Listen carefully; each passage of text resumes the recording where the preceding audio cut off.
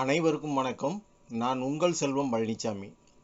நம்ம தமிழ்நாட்டில் கட்டடங்கள் இருக்கிற மனைகளை அதோட உரிமையாளர்கள் காலி மனைகளாக பத்திரப்பதிவு செஞ்சு பதிவுத்துறைக்கு கோடிக்கணக்கான ரூபாய் நிதி இழப்பை ஏற்படுத்திக்கிட்டு வந்தாங்க. இதுக்கு பதிவுத்துறை அதிகாரிகளும் உடந்தையாக இருந்துக்கிட்டு வந்தாங்க.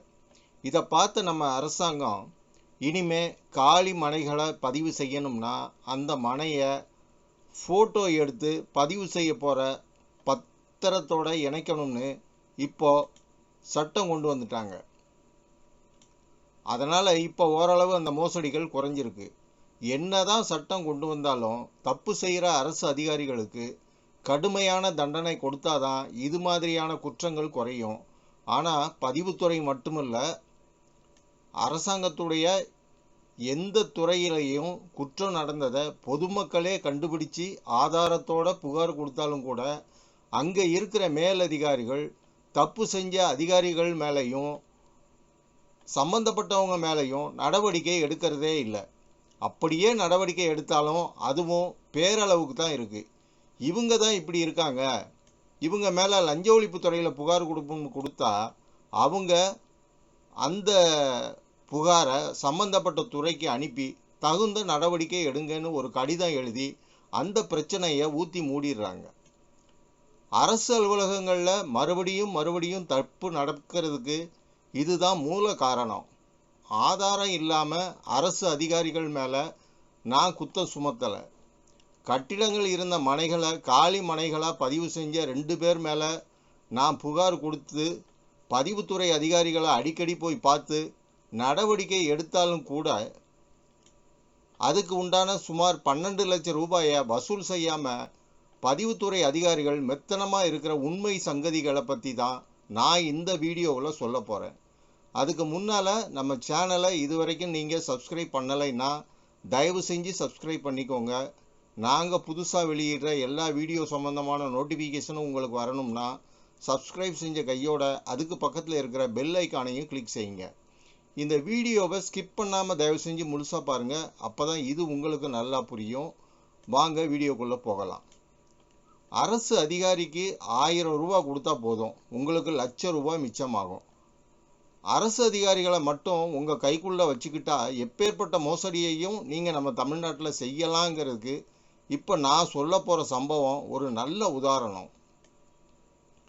மதுரை மாவட்டம் கள்ளிக்குடியில் வீட்டி மணிகண்டன் நகர்னு ஒரு குடியிருப்பு பகுதி இருக்குது.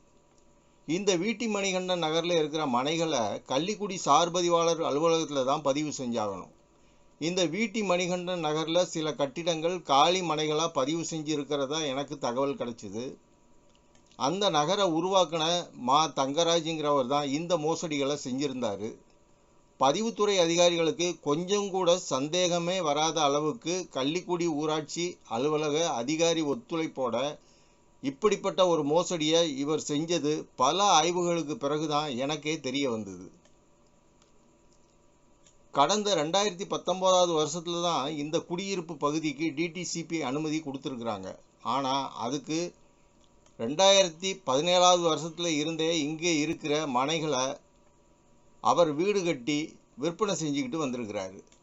பத்திரப்பதிவே செய்யாத வீடுகளுக்கு கள்ளிக்குடி ஊராட்சி ஒன்றிய வட்டார வளர்ச்சி அலுவலர் சொத்து வரி போட்டு கொடுத்தது தான் இந்த மோசடிக்கு முதல் காரணம். இந்த சொத்து வரி ரசீதை வச்சு அந்த தங்கராஜி இபி கனெக்ஷனும் வாங்கியிருக்கிறாரு. பத்திரப்பதிவே இல்லாமல் அந்த வீட்டை மற்றவங்களுக்கு விற்கவும் செஞ்சுருக்கிறாரு. இதையெல்லாம் தகவல் அறியும் உரிமை சட்டம் மூலமாக ஆய்வு செஞ்சு நான் தெரிஞ்சுக்கிட்டேன். இதுக்கு எனக்கு 1.5 வருஷத்துக்கு மேலே ஆச்சு. வீட்டு வரி ரசீதுலையும் இபி கட்டண ரசீதுலையும் அந்த வீட்டை வாங்கினவங்களுடைய பேர் இருக்கிற மாதிரி இவர் செஞ்சு கொடுத்ததாலையும் டிடிசிபி அப்ரூவல் இன்னும் சில மாதங்களில் வந்துடும், வந்த உடனே உங்களுக்கு பத்திரப்பதிவு செஞ்சு தரேன்னு சொன்னதாலையும் பொதுமக்களும் இந்த வீட்டை அவர்கிட்ட இருந்து நம்பி வாங்கியிருக்கிறாங்க. ஒரு கட்டிடத்தை அல்லது ஒரு வீட்டை பதிவுத்துறையில் காலி மனைவியாக பதிவு செஞ்சுருக்காங்கன்னு மோசடி நடந்திருக்கிறத பற்றி நீங்கள் பதிவுத்துறையில் புகாராக சொன்னால் மட்டும் போதாது, அதுக்கான ஆவண ஆதாரங்கள்ங்கிற டாக்குமெண்ட் எவிடன்ஸை நீங்கள் இணைக்கணும். அப்போ தான் உங்களுடைய புகார்களை அவங்க கண்ணெடுத்து பார்ப்பாங்க. அதே நேரத்தில் நீங்கள் உங்கள் புகாரோடைய ஆதாரங்களை இணைச்சிருந்தாலும் பதிவுத்துறை அதை அப்படியே நம்பிட மாட்டாங்க.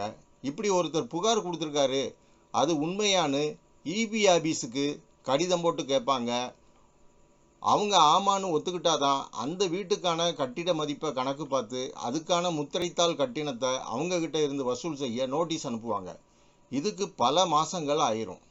நான் பதிவுத்துறையில் கடந்த 7/9/2023 புகார் கொடுத்தேன். குறைஞ்சது மாதம் ஒரு தடவையாவது மதுரை மாவட்ட பதிவாளருக்கு இது சம்மந்தமாக லெட்ரு போட்டுருவேன். நேர்லையும் போயிடுவேன்.